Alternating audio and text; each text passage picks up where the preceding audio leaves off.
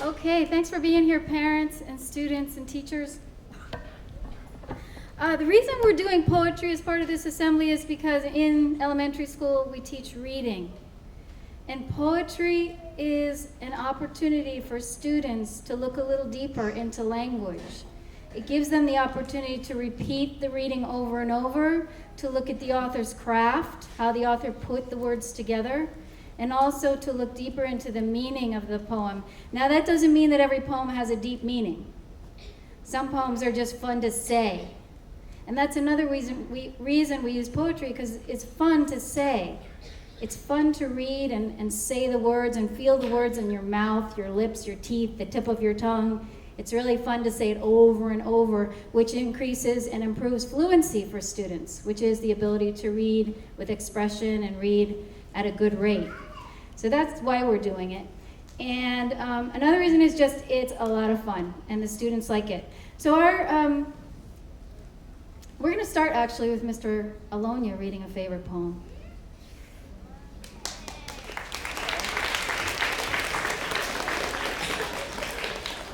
So my poem is from Emma Lazarus, and it's named The New Colossus. Not like the brazen giant of Greek fame, with conquering limbs astride from land to land, here at our sea-washed sunset gates shall stand a mighty woman with a torch whose flame is the imprisoned lightning, and her name, Mother of Exiles. From her beacon hand glows worldwide welcome. Her mild eyes command the air-bridged harbor that twin cities frame. Keep ancient lands your storied pomp, cries she. With silent lips, give me your tired, your poor, your huddled masses yearning to breathe free. The wretched refuse of your teeming shore, send these, the homeless, tempest-tossed to me. I lift my lamp beside the golden door.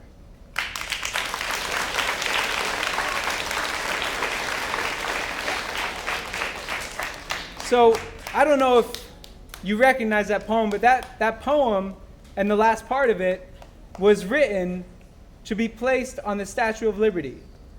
And it means a lot to me because my family came from Sicily, England, France in the beginning of the 19th century.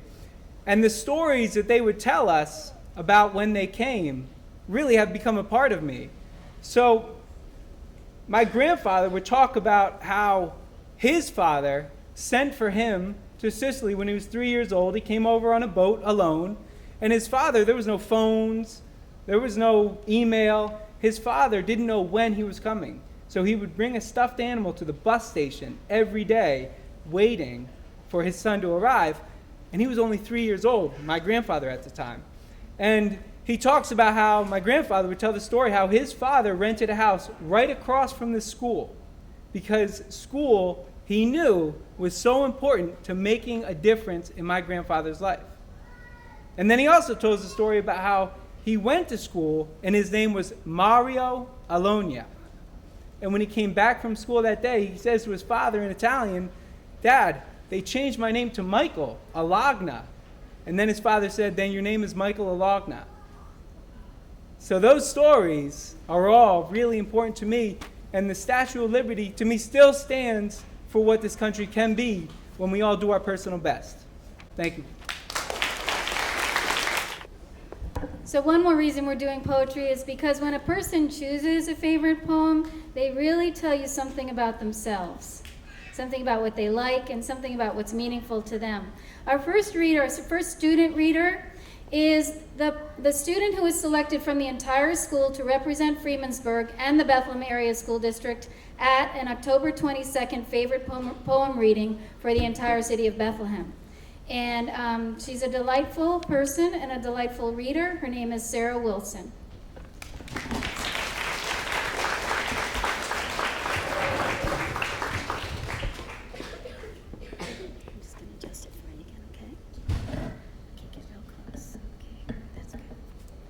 My favorite poem is Twink by John Jessica and Lane Smith. Twinkleless, twinkleless, spot of black in the starry zodiac, sucking in all matter and light, turning sunshine into night. Twinkleous, twinkleous, lost control. Now we're trapped in the black hole. I like this poem because the words twinkleous, starry, and zodiac are really fun, cool words to say. And I just wonder what it's like to be in a black hole.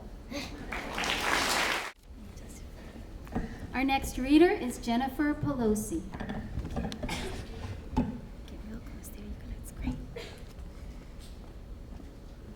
My name is Jennifer Pelosi, and I am going to be reading a poem that is called I Cannot Go to School Today by Shel Silverstein. I cannot go to school today, said little Peggy Ann McKay. I have the measles and the mumps, a gash, a rash, and purple bumps. My mouth is wet, my throat is dry, I'm going blind in my right eye. My tonsils are as big as rocks, I've counted 16 chicken pox. And there's one more, that's 17. And don't you think my face looks green? My leg is cut, my eyes are blue, it might be the instamatic flu. I cough and sneeze and gasp and choke, I'm sure that my left leg is broke. My hip hurts when I move my chin, my belly button's caving in. My back is wrenched, my ankle's sprained, my appendix pains each time it rains. My toes are cold, my toes are numb, I have a sliver in my thumb. My neck is stiff, my voice is weak, I hardly whisper when I speak. My tongue is filling up my mouth, I think my hair is falling out.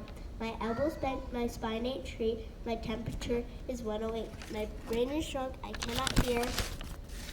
There's a hole inside my ear. I have a hangnail and my heart is, what? What's that? What's that you say? You say today is Saturday? Goodbye, I'm going out to play. The reason why I like this poem is because she says that she's so sick, so she doesn't have to go to school, but then she finds out it's Saturday, and then she and she's like, oh, I just want to go out and play, and she's just trying not to go to school the whole entire time. Our next reader is Jordan Rivas. My name is Jordan Rivas, and my favorite poem is Winter Song. Hail and ice and hail, water frozen in the pail. See the robins, brown and red, they are waiting to be fed. Poor deers battling in the gale. Hail and ice and hail. I like this poem because all of the rhymes. And this is Julio Bayan. Hello, my name is Julio Bayonne, and I'm going to be reading a poem called The Acrobats. I'll swing by my ankles, she'll cling to your knees, as you hang by your nose from a high trapeze. But just one thing, please, as we flow through the breeze, don't sneeze. I like this poem because if the person sneezes on the trapeze, everybody falls. And this is Liam Arthur. My favorite poem is The Pasture by Robert Frost. I'm going out to clean the pasture spring. I'll only stop to rake the leaves away and wait to watch the water clear in May. I shan't be gone long, you come too. I'm going out to fetch the little calf that's standing by the mother. It's so young, it totters when she licks it with her tongue. I shan't be gone long, you come too.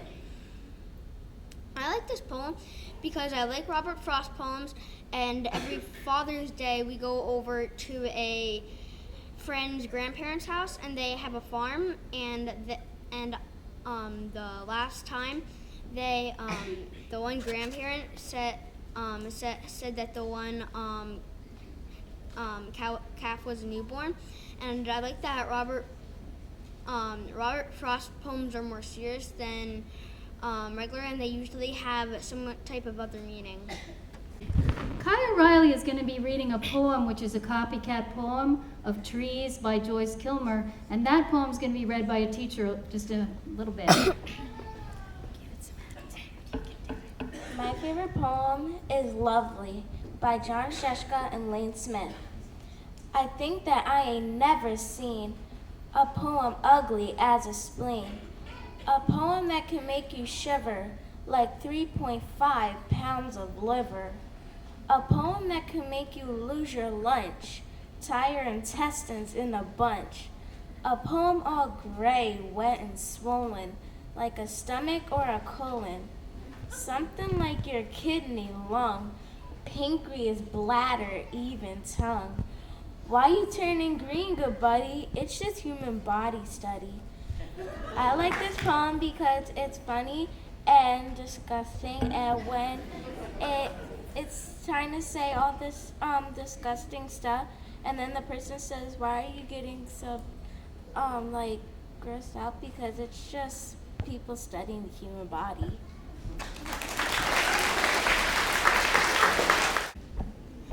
This is Jordan Cora.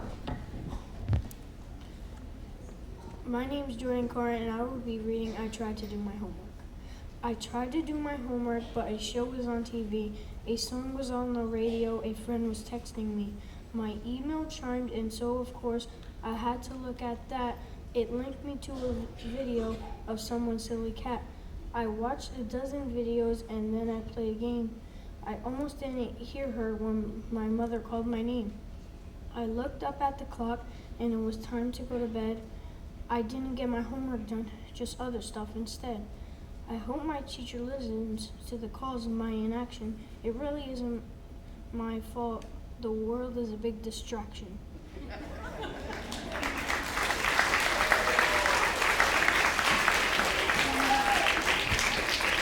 I like this poem because it reminds me of habit 3, put first things first. This is Yaniela Santos. My name is Yaniel Santos, and I'm reading the full song by William Carlos Williams. I tried to put a bird in a cage, oh fool that I am, for the bird was truth. Sing merrily truth, I tried to put truth in a cage. And when I had the bird in the cage, oh fool that I am, why it broke my pretty cage. Sing merrily truth, I tried to put truth in a cage. And when the bird was thrown from the cage, oh fool that I am, why I had nor bird nor cage. Sing merrily truth, I tried to put truth in a cage. Truth in a cage, hi ho, truth in a cage.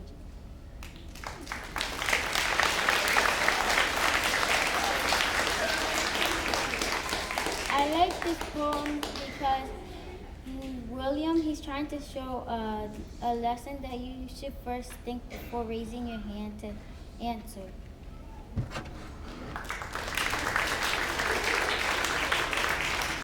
Alexis Williams is our second to last student reader, and then we have 3 teacher readers. Okay, get real close, sweetie. There you go. My favorite poem's Thanksgiving by Ivy Eastwick. Thank you for all my hands can hold. Apples red and melons gold. Yellow corn, both ripe and sweet. Peas and beans so good to eat. Thank you for all my eyes can see. Lovely sight, sunlight, field and tree. White cloud boast in deep sky. Soaring birds and butterflies. Thank you for all my ears can hear. Birds song echoing far and near. Songs of little stream, big sea, cricket, bullfrog, duck, and bee. This is my favorite poem because it tells what you could find some of your senses, like feel, see, and hear, and it tells about what you could feel, see, and hear in Thanksgiving. This is Nate Cruz. My name is Nate Cruz, and my favorite poem is A Tiger by William Blake. Tiger, tiger, burning bright, in the forest of the night, what immortal hand or eye could frame thy fearful symmetry? In what distant deeps or skies burnt the fire of thine eyes? On what wings dare he aspire? What the hand dare seize the fire? And what shoulder and what art could twist the sinews of thy heart? And when thy heart began to beat, what dread hand and what dread feet? What the hammer, what the chain, and what furnace was thy brain? What the anvil, what dread grasp dare its deadly terrors clasp? And when the stars threw down their spears and watered heaven with their tears, did he smile his work to see? Did he who made the lamb make thee? Tiger, tiger, burning bright, in the forest of the night, what immortal hand or eye they are framed thy fearful symmetry.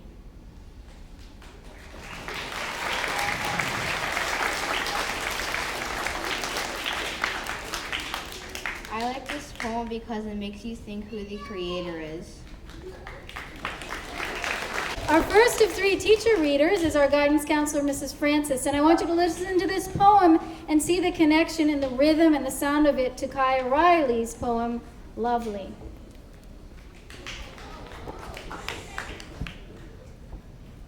Trees.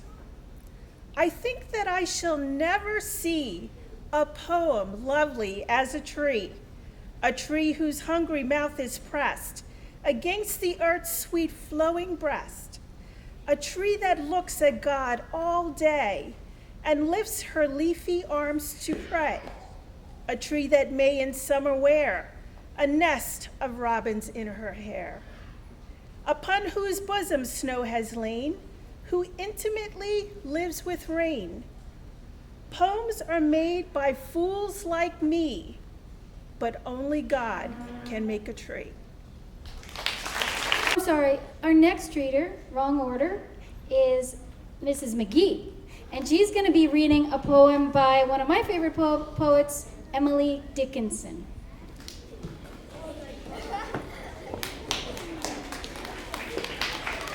Thank you.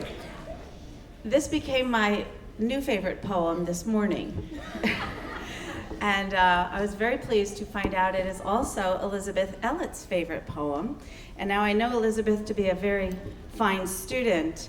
After reading her favorite poem, which I now share with you if you don't mind, today it's my favorite poem as well, I see that Elizabeth is also a very fine person through this poem that she loves. If I can stop one heart from breaking, I shall not live in vain. If I can ease one life the aching, or cool one pain, or help one fainting robin unto his nest again, I shall not live in vain. And now our last reader is Mrs. Hunt Castillo. Now she's going to be reading a poem by a poet, Langston Hughes, who many of the students in my class love now that they know his work, and they chose some favorite poems by him. So here's Mrs. Hunt Castillo.